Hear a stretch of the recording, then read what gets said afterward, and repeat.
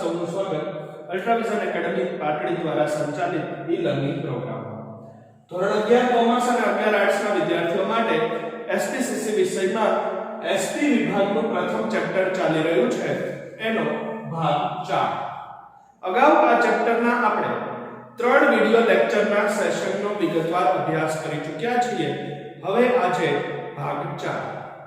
તો જેમ અગાઉના સેશનમાં જોયું એ રીતે ભારતમાં સેક્રેટરી રાખવાની પ્રથા એ કોઈ નવી અમલમાં આવેલી નથી. અગાઉ પણ એ સેક્રેટરી રાખવાની પ્રથા અમલમાં હતી જ. અગાઉ આપણે જોઈ ગયા કે સેક્રેટરી એક અંગ્રેજી ભાષાનો શબ્દ છે જેને ગુજરાતી ભાષામાં લેવામાં આવ્યો છે. બરોબર? મૂળ સેક્રેટરી શબ્દ એ અંગ્રેજી ભાષાનો શબ્દ છે પણ ગુજરાતી ભાષામાં એને ઉપયોગમાં લેવામાં આવ્યો છે.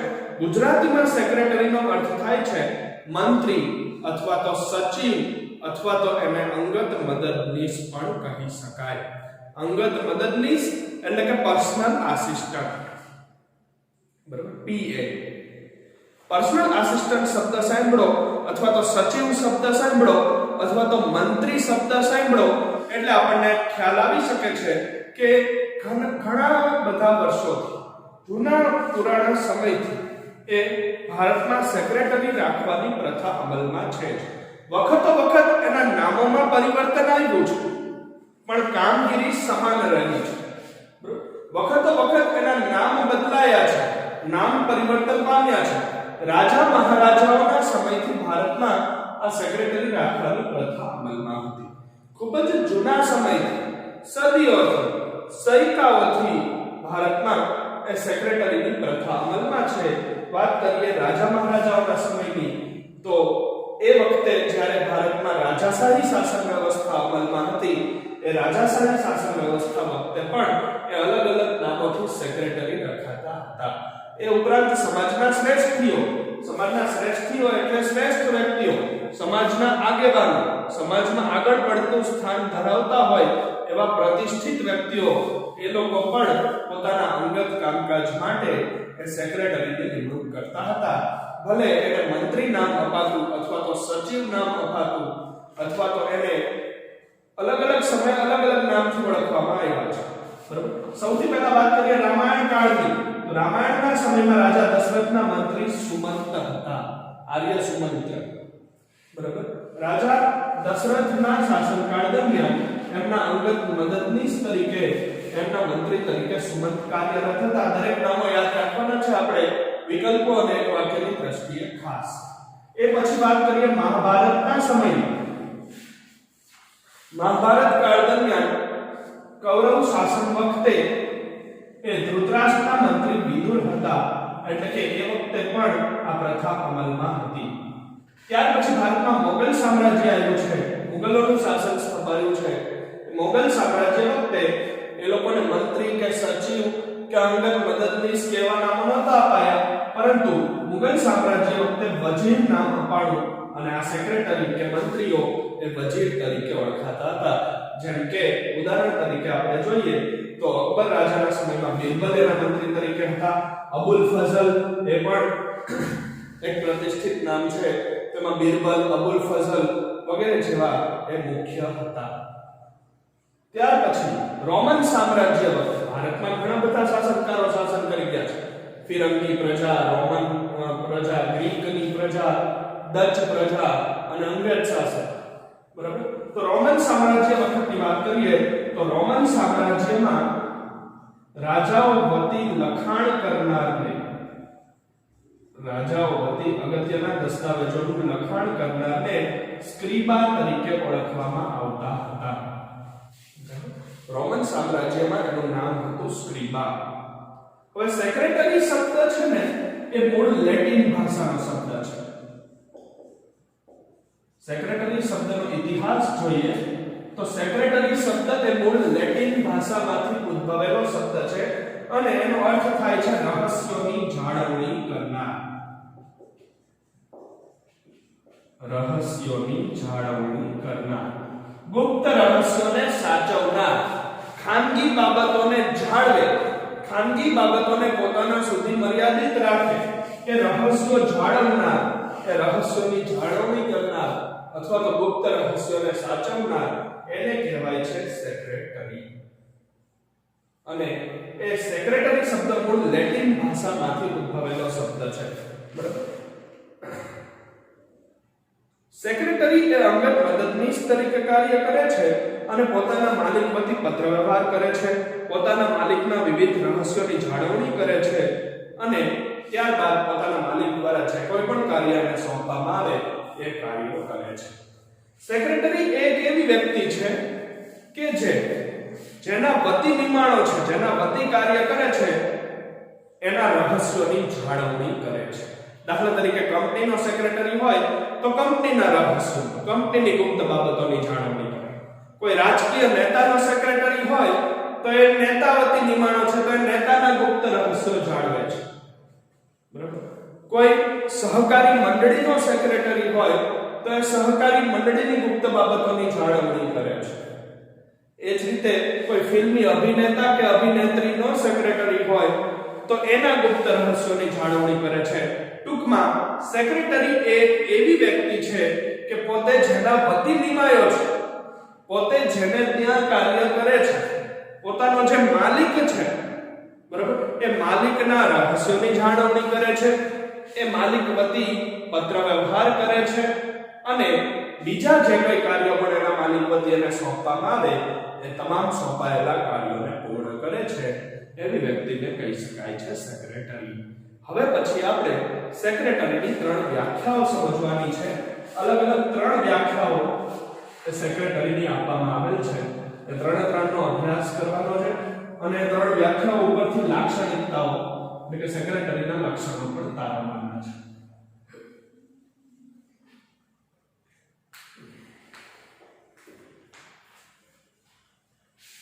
સેક્રેટરીની પહેલી વ્યાખ્યા એ છે સામાન્ય અર્થ પ્રમાણે. સામાન્ય શબ્દોમાં, સાદા શબ્દોમાં.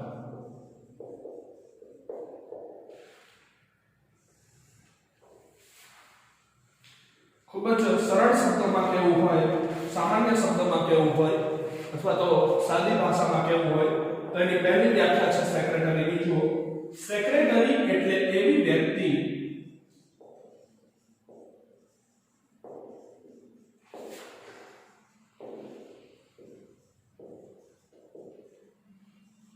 કે જે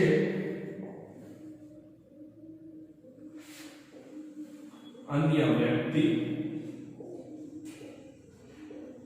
મંડળ કે કોર્પોરેશનના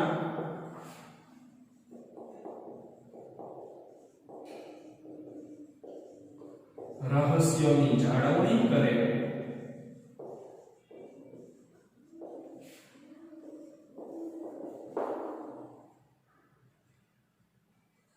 પત્ર વ્યવહાર કરે,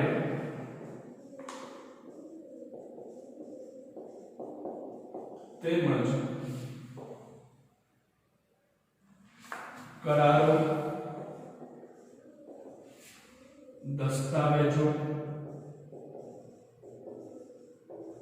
અને રેકોર્ડ સંભાળે છે.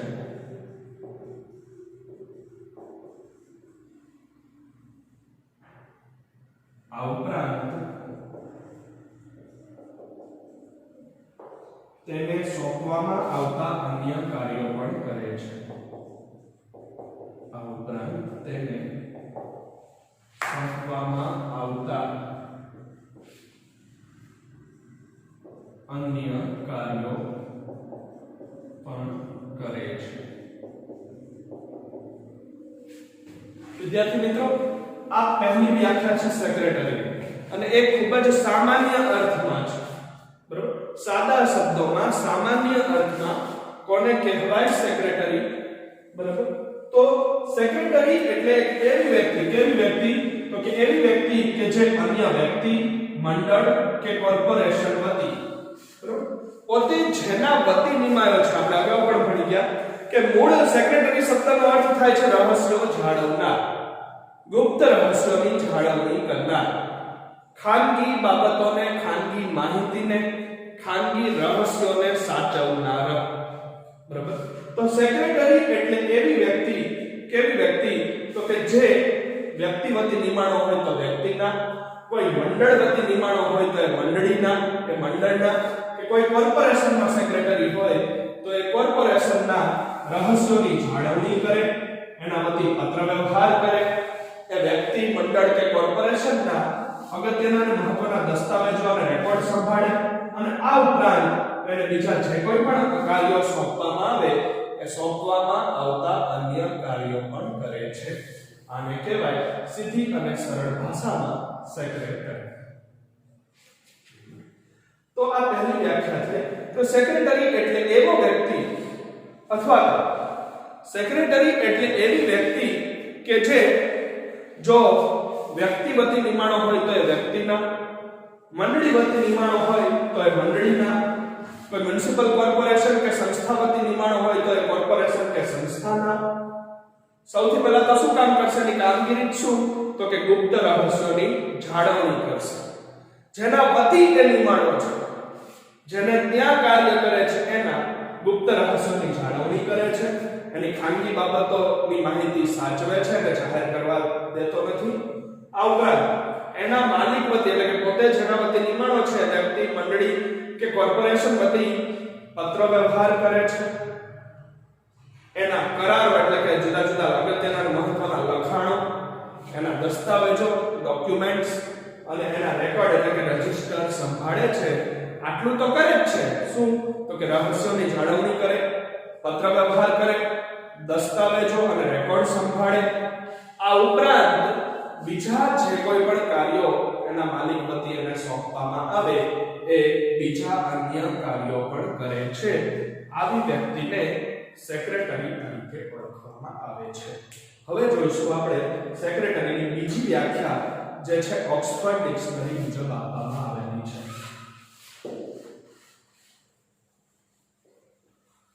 અલગ અલગ ત્રણ સ્વરૂપે આપણે સેક્રેટરીની વ્યાખ્યાઓ ભરવાની છે. એમાં સેકન્ડ નંબરની વ્યાખ્યા ઓક્સફર્ડ ડિક્શનરી મુજબની.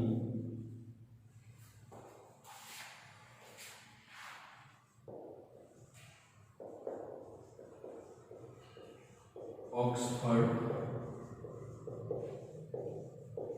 ડિક્શનરી મુજબ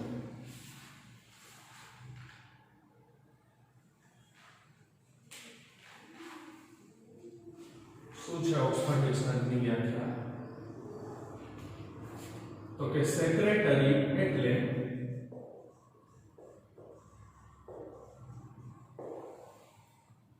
એવી વ્યક્તિ કે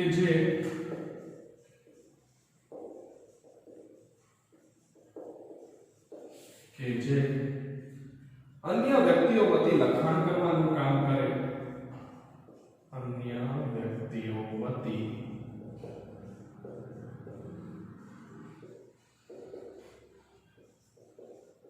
લખાણ કરવાનું કામ કરે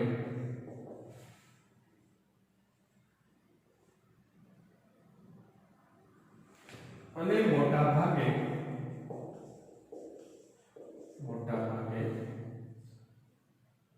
અન્ય વ્યક્તિઓ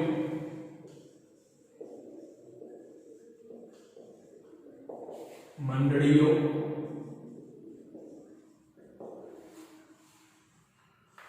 કોર્પોરેશનો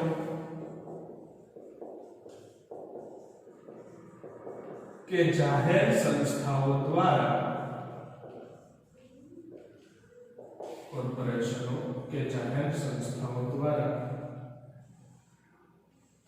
પત્ર વ્યવહાર કરવા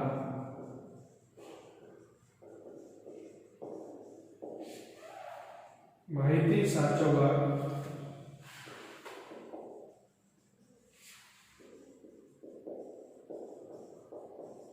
કે વિવિધ પ્રકારના ધંધાકીય વ્યવહારો કરવા માટે વિવિધ પ્રકારના ધંધાકીય વ્યવહારો કરવા માટે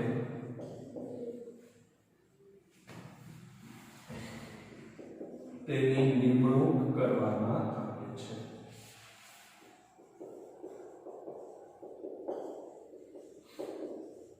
હવે આ જે સામાન્ય અર્થમાં કહેવામાં આવ્યું છે એની એ જ વાત અહીંયા ઓક્સફર્ડ ડિક્શનરી મુજબની વ્યાખ્યામાં છે, પરંતુ જરાક અલગ રીતે. બરાબર? આ ઓક્સફર્ડ ડિક્શનરીની વ્યાખ્યા જે છે એ જરાક વિસ્તૃત રીતે સમજાવવામાં આવી છે. બરાબર? અને જરાક એને ઊંડાણપૂર્વક સમજાવવામાં આવી છે. બાકી એ વ્યાખ્યામાં નવું કંઈ જ નથી. અગાઉની પહેલી વ્યાખ્યા જે આપણે ભણ્યા સામાન્ય અર્થ પ્રમાણે એની એ જ બાબતો અહીંયા રિપીટ થાય છે. બરાબર? તો દુનિયાની ખ્યાતનામ ડિક્શનરીઓમાંથી, બરાબર, દુનિયાની સુપ્રસિદ્ધ ડિક્શનરીઓમાંની એક છે આ ઓક્સફર્ડ ડિક્શનરી, અને ઓક્સફર્ડ ડિક્શનરીની અંદર સેક્રેટરીની શું વ્યાખ્યા આપવામાં આવેલી છે એ ઓક્સફર્ડ ડિક્શનરી મુજબની વ્યાખ્યા આપણે ભણીએ તો ઓક્સફર્ડ ડિક્શનરી મુજબ સેક્રેટરી એટલે એવી વ્યક્તિ કે જે પહેલા તો અન્ય વ્યક્તિઓ વતી લખાણ કરવાનું કામ કરે. બરાબર? પોતે જેના વતી નિમાયો છે, સેક્રેટરી પોતે જેના વતી કાર્ય કરે છે, જે એનો માલિક છે, એ બીજા વતી, એ અન્ય વ્યક્તિ વતી સૌપ્રથમ તો લખાણ કરવાનું કામ કરે. ત્યારબાદ મોટે ભાગે સામાન્ય રીતે એવું જોવામાં આવ્યું છે, ઓક્સફર્ડ ડિક્શનરીમાં કીધું છે કે મોટે ભાગે બીજા કોઈ અન્ય વ્યક્તિઓ, મંડળીઓ, કોર્પોરેશનો કે જાહેર સંસ્થાઓ દ્વારા પત્રવ્યવહાર કરવા, માહિતી સાચવવા અથવા તો વિવિધ પ્રકારના ધંધાકીય વ્યવહારો કરવા માટે તેની નિમણૂક કરવામાં આવે છે. મોટે ભાગે જાહેર સંસ્થાઓમાં, મ્યુનિસિપાલિટી જેવા કોર્પોરેશનોમાં, જાહેર કંપનીઓમાં અથવા તો મોટા વ્યક્તિઓ કે રાજકીય ક્ષેત્રના આગેવાનો કે ઉદ્યોગપતિઓ દ્વારા કે મંડળીઓ દ્વારા પોતાના પત્રવ્યવહાર કરવા માટે, પોતાની ગુપ્ત માહિતીને સાચવવા માટે, ત્યારબાદ પોતાના વતી બીજા સાથે ધંધાકીય વ્યવહારો કે નાણાકીય આર્થિક લેવડ-દેવડ કરવા માટે જે વ્યક્તિની નિમણૂક કરવામાં આવે છે એને કહેવાય છે સેક્રેટરી. હજી આપણે અહીંયા કંપની સેક્રેટરી ઉપર નથી ગયા. બરાબર? સેક્રેટરીની જ વ્યાખ્યા ભણીએ છીએ, અને સેક્રેટરીની વ્યાખ્યામાં પહેલી વ્યાખ્યા આપણે ભણ્યા સાદા અર્થમાં, સામાન્ય અર્થમાં, અને સેક્રેટરીની વ્યાખ્યામાં બીજી વ્યાખ્યા એ છે ઓક્સફર્ડ ડિક્શનરી મુજબની. તો ઓક્સફર્ડ ડિક્શનરી મુજબની વ્યાખ્યા શું કહે છે? તો કે ઓક્સફર્ડ ડિક્શનરી મુજબની વ્યાખ્યા અનુસાર સેક્રેટરી એ એવી વ્યક્તિ છે, સેક્રેટરી એટલે એવી વ્યક્તિ, કેવી વ્યક્તિ? તો કે જે અન્ય વ્યક્તિઓ વતી, સૌથી પહેલા તો એનું મુખ્ય કાર્ય શું? તો કે બીજા વ્યક્તિઓ વતી, પોતે જેના વતી નિમાણો છે એના વતી, પોતે જેને ત્યાં કાર્ય કરે છે એના વતી લખાણ કરવાનું કામ કરે. ત્યારબાદ મોટે ભાગે બીજા કોઈ અન્ય વ્યક્તિઓ, મંડળીઓ, કોર્પોરેશનો કે જાહેર સંસ્થાઓ કે જાહેર મોટી કંપનીઓ દ્વારા એના પત્રવ્યવહાર કરવા, એની ગુપ્ત માહિતી કે ગુપ્ત રહસ્યોને સાચવવા કે જાળવવા માટે, અને વિવિધ પ્રકારના ધંધાકીય કે આર્થિક નિર્ણયો લેવા માટે, વ્યવહારો કરવા માટે, ધંધાકીય, આર્થિક કે નાણાકીય લેવડ-દેવડ કરવા માટે જે વ્યક્તિની નિમણૂક કરવામાં આવે છે એ વ્યક્તિ એટલે સેક્રેટરી. આ છે ઓક્સફર્ડ ડિક્શનરીની બીજી વ્યાખ્યા. હવે આપણે ત્રીજી વ્યાખ્યા જોઈશું, જે ભારતીય કંપની ધારા 2013 માં આપેલી છે. ભારતના કાયદા મુજબની વ્યાખ્યા.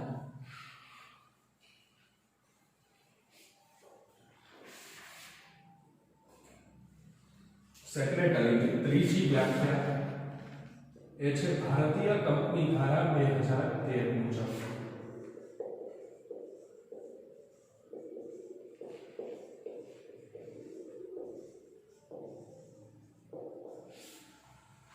ભારતના કાયદા મુજબ, ભારતના નવા કંપની ધારા મુજબ કોને કહેવાય સેક્રેટરી? તો કે કાયદેસરની લાયકાત ધરાવનાર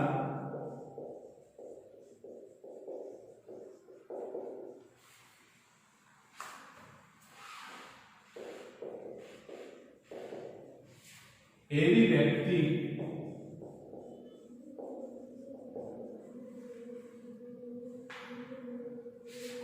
કે જે કાયદા મુજબ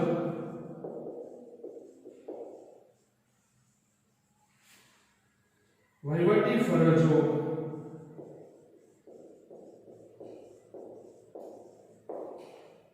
અને તંત્રીય ફરજો બજાવવા માટે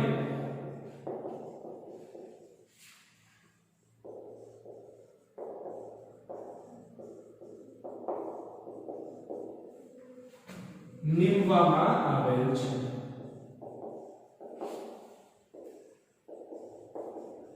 ફરી પાછો અહીંયા કેટલાક કાયદાકીય શબ્દોનો ઉપયોગ છે અને આ વ્યાખ્યા જ કાયદા મુજબની છે, એટલે એમાં કાયદાના કેટલાક વિશિષ્ટ શબ્દ પ્રયોગો હોવાના જ, બરાબર। અને આ વિભાગનું પ્રથમ ચેપ્ટર છે, એટલે કેટલાક શબ્દો કે કેટલાક શબ્દ પ્રયોગો કે વાક્ય પ્રયોગો નવા લાગે, ન સમજાય તો એમાં મૂંઝવવાની જરૂર નથી। જેમ જેમ અભ્યાસમાં આગળ વધતા જશું તમામ શબ્દોનો પરિચય થતો જશે, એના ડેફિનેશન્સ, એના અર્થ અને વ્યાખ્યાઓ આપણને આવડતા જશે, બરાબર। કાયદેસરની લાયકાત ધરાવનાર એવી વ્યક્તિ કે જે કાયદા મુજબની વહીવટી અને તંત્રીય ફરજો બજાવવા માટે નીમવામાં આવેલ છે તેને કહેવાય સેક્રેટરી। ત્રીજી વ્યાખ્યા આપણે ભણવાની છે ભારતના કાયદા મુજબ। ભારતના 2013 ના કાયદામાં, ભારતના નવા કંપની ધારામાં, એટલે કે ભારતીય કંપની ધારા 2013 માં શું વ્યાખ્યા આપેલી છે કંપની સેક્રેટરીની? તો કે ભારતીય કંપની ધારા 2013 મુજબ સેક્રેટરી એટલે એવી વ્યક્તિ, કેવી? તો કે કાયદેસરની લાયકાત હોવી જોઈએ। કોઈ પણ વ્યક્તિને સેક્રેટરી તરીકે દરજ્જો કે હોદ્દો ન આપી શકાય। સેક્રેટરી બનવા માટે કાયદાએ નક્કી કરેલી લાયકાત છે, કાયદાએ નક્કી કરેલી ડિગ્રી છે, એ મેળવવી પડે। કઈ ડિગ્રી છે આગળ ભણશું આપણે, બરાબર? તો કે એ કાયદેસરની લાયકાત ધરાવનાર, કાયદેસરની ડિગ્રી ધરાવનાર એવી વ્યક્તિ કે જે કાયદા મુજબની, એટલે કે ભારતના કંપની ધારામાં દર્શાવેલી, ભારતના કાયદામાં દર્શાવેલી વહીવટી ફરજો અને તંત્રીય ફરજો નિભાવી શકે, બરાબર? જે કઈ એની ફરજો કાયદામાં દર્શાવેલી છે, વહીવટી અને વહીવટી સિવાયની તંત્રીય એટલે બીજી અન્ય, બરાબર? વહીવટી નથી એવી, બરાબર? ભારતીય કંપની ધારા 2013 માં બે ત્રણ શબ્દો ઉપર ભાર મૂકી અને સેક્રેટરીનો અર્થ સમજાવ્યો છે, સેક્રેટરીની વ્યાખ્યા સમજાવી છે। તો કે ભારતના નવા કંપની ધારા મુજબ, એટલે કે ભારતીય કંપની ધારા 2013 મુજબ કોને કહેવાય સેક્રેટરી? તો કે ભારતીય કંપની ધારા 2013 મુજબ સેક્રેટરી એટલે એવી વ્યક્તિ કે જે તો કાયદેસરની લાયકાત ધરાવતી હોય, બરાબર? કાયદામાં જે એની દર્શાવેલી નક્કી કરેલી લાયકાત છે, એ કાયદામાં નિર્ધારિત કરેલી લાયકાત ધરાવતી હોય અને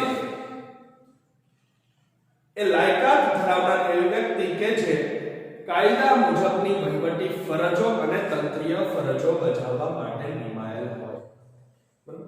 કાયદામાં જે એની ફરજો જણાવેલી છે, કાયદામાં જે એની ફરજો દર્શાવેલી છે, એ કાયદા મુજબની વહીવટી અને તંત્રીય ફરજો, તંત્રીય એટલે વહીવટી નથી એવી, વહીવટી સિવાયની બીજી જે તંત્રીય ફરજો અને વહીવટી ફરજો નિભાવી શકે, એ ફરજો નિભાવનાર, ફરજો બજાવી શકનાર એવી વ્યક્તિ, એને સેક્રેટરી તરીકે ઓળખવામાં આવે છે।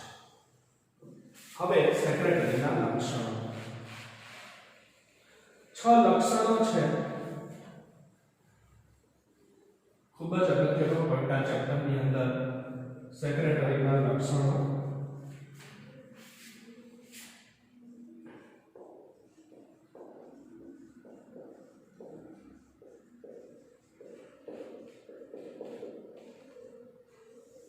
સેક્રેટરીની લાક્ષણિકતાઓ પણ કહેવાય અથવા સેક્રેટરીની વિશેષતાઓ પણ કહી શકાય, બરાબર?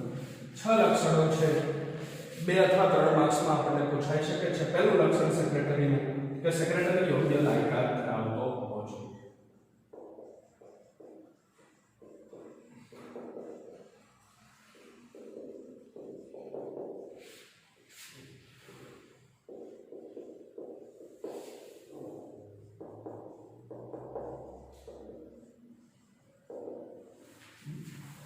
આપણે ભારતીય કંપની ધારા 2013 ની જે ત્રીજી વ્યાખ્યા ભણ્યા એમાં જ શીખી ગયા કે કોઈ પણ વ્યક્તિને મન ફાવે એને આપણે સેક્રેટરીનો હોદ્દો કે સ્થાન આપી દેવાનું નથી, બરાબર? આગળ ઉપરની આપણે જે 3 વ્યાખ્યાઓ ભણ્યા હમણાં, ઓક્સફર્ડ ડિક્શનરીની, સામાન્ય અર્થની અને કંપની ધારા 2013 ની, એ 3 વ્યાખ્યાઓ ઉપરથી આ લક્ષણો કે લાક્ષણિકતાઓ તારવવામાં આવ્યા છે। એમાં સેક્રેટરી બનવા માટેનું પહેલું લક્ષણ એ છે કે સેક્રેટરી બનનાર વ્યક્તિ યોગ્ય લાયકાત ધરાવતો હોવો જોઈએ, એને CS ની ડિગ્રી પ્રાપ્ત કરેલી હોવી જોઈએ. CS એટલે કંપની સેક્રેટરીયલ સ્વીપ. ધોરણ 12 પછીના અભ્યાસક્રમોમાં સમાવિષ્ટ છે. સેક્રેટરી યોગ્ય લાયકાત ધરાવતો હોવો જોઈએ, યોગ્ય ડિગ્રી ધરાવતો હોવો જોઈએ, એનામાં યોગ્ય શૈક્ષણિક લાયકાત હોવી જોઈએ. ગમે તે વ્યક્તિ સેક્રેટરીના પદ પર લાયક ઠરતો નથી. બીજું લક્ષણ, સેક્રેટરી જેના વતી કાર્ય કરે છે તેની અંગત બાબતો અને રહસ્યો જાણે છે અને તેને ગુપ્ત રાખે છે. આ પણ સેક્રેટરીનું એક મહત્વનું લક્ષણ છે. સેક્રેટરી જેના વતી કાર્ય કરે છે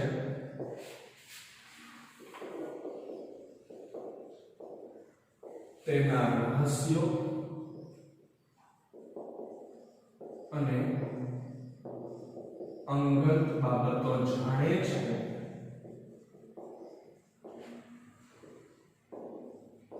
તેમજ તેને ગુપ્ત રાખે છે. જો સેક્રેટરી શબ્દનો અર્થ જ થાય છે રહસ્યોની જાળવણી કરવી, ગુપ્ત રહસ્યોને સાચવવા, ખાનગી બાબતોને જાહેર ન કરવા. બરાબર? તો સેક્રેટરીનું બીજું લક્ષણ અહીંયા આપણે જોવાનું છે કે સેક્રેટરી જેના પણ વતી કાર્ય કરે છે, વ્યક્તિ વતી હોય તો વ્યક્તિના, મંડળી વતી હોય તો મંડળના, કોર્પોરેશનનો સેક્રેટરી હોય તો કોર્પોરેશનના, કંપનીનો સેક્રેટરી હોય તો એ કંપનીના, ગુપ્ત ખાનગી અને અંગત રહસ્યો જાણે છે. બરાબર? જાણતો હોય તો જ સેક્રેટરી બની છે. બરાબર? સેક્રેટરી એ એવો વ્યક્તિ છે કે જેના વતી કાર્ય કરે છે, જે એનો માલિક છે, વ્યક્તિ હોય, મંડળી હોય, કોર્પોરેશન હોય, સંસ્થા હોય કે કંપની, એના સૌથી પહેલા તો ગુપ્ત રહસ્યો જાણે છે. બરાબર? ખાનગી બાબતો એની જાણે છે, જાણતો હોવા છતાંય એને જાહેર કરતો નથી, પણ ગુપ્ત રાખે છે, એને ખાનગી રાખે છે. ત્રીજું લક્ષણ છે સેક્રેટરીનું, તો કે સેક્રેટરીને જે કાર્ય સોંપવામાં આવે તે કાર્યો તે કરે છે. સેક્રેટરીને જે કાર્યો સોંપવામાં આવે તે કાર્યો તે કરે છે. આપણે વ્યાખ્યામાં પણ ભણી ગયા એના માલિક વતી જે કંઈ પણ કાર્યને સોંપવામાં, પત્ર વ્યવહાર કરે છે, ગુપ્ત રહસ્યો જાળવે છે, આટલું તો કરે જ છે. દસ્તાવેજો, રેકોર્ડ અને કરારો સંભાળે છે. એ સિવાય પણ સેક્રેટરી એવો વ્યક્તિ છે કે પોતે જેના વતી નિમાણો છે, પોતે જેને ત્યાં કાર્યો કરે છે એના દ્વારા અને જે કંઈ પણ કામગીરી સોંપવામાં આવે, જે કોઈ પણ કાર્ય એને સોંપવામાં આવે તો એ તમામ કાર્યો એ પૂર્ણ કરે છે, કોઈ કાર્ય કરવાની ના પાડતો નથી. ચોથું લક્ષણ સેક્રેટરીનું, કે સેક્રેટરી પાસે કોઈ આગવી સત્તા હોતી નથી. સેક્રેટરી પાસે આગવી સત્તા હોતી નથી, પરંતુ તેને સત્તા આપવામાં આવે છે. સેક્રેટરી સ્વતંત્ર નથી, એના માલિક દ્વારા બાધ્ય છે. પોતે જેના વતી નિમાયો છે એના બંધનમાં છે. બરાબર? એટલે કે એની પોતાની કોઈ આગવી સત્તા હોતી નથી, પોતાની કોઈ સ્વતંત્ર સત્તા હોતી નથી, સ્વતંત્ર રીતે કોઈ નિર્ણય લઈ શકતો નથી. એક રીતે તો એ પગારદાર કર્મચારી છે. બરાબર? કંપનીનો સેક્રેટરી હોય તો કંપનીના સંચાલકોના કહ્યા મુજબ, કોઈ વ્યક્તિનો સેક્રેટરી હોય તો વ્યક્તિના કહ્યા મુજબ એને વર્તવું પડે છે. કે સેક્રેટરી એ એવો વ્યક્તિ છે કે એની પાસે પોતાની કોઈ આગવી સત્તા હોતી નથી, એની પાસે પોતાની કોઈ સ્વતંત્ર સત્તા હોતી નથી, પરંતુ પોતે જેના વતી નિમાણો છે, જે વ્યક્તિ એનો માલિક છે, એના દ્વારા એને સત્તા આપવામાં આવે છે અને આપવામાં આવેલી સત્તાની મર્યાદામાં રહી અને કાર્ય કરવાનું રહે છે. તો સેક્રેટરી પાસે પોતાની કોઈ સ્વતંત્ર આગવી સત્તા હોતી નથી, પરંતુ એને સત્તા આપવામાં આવે છે. ત્યાર પછી પાંચમું લક્ષણ સેક્રેટરીનું, સેક્રેટરી દસ્તાવેજો ઘડવામાં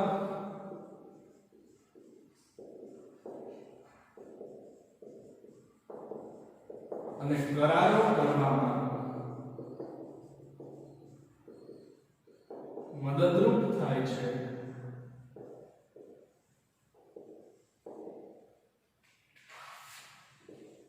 માલિક વતી પત્ર વ્યવહાર કરે છે.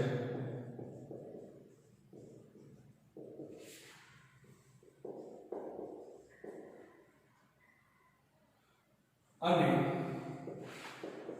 દસ્તાવેજો અને કરારોને સાચવે છે.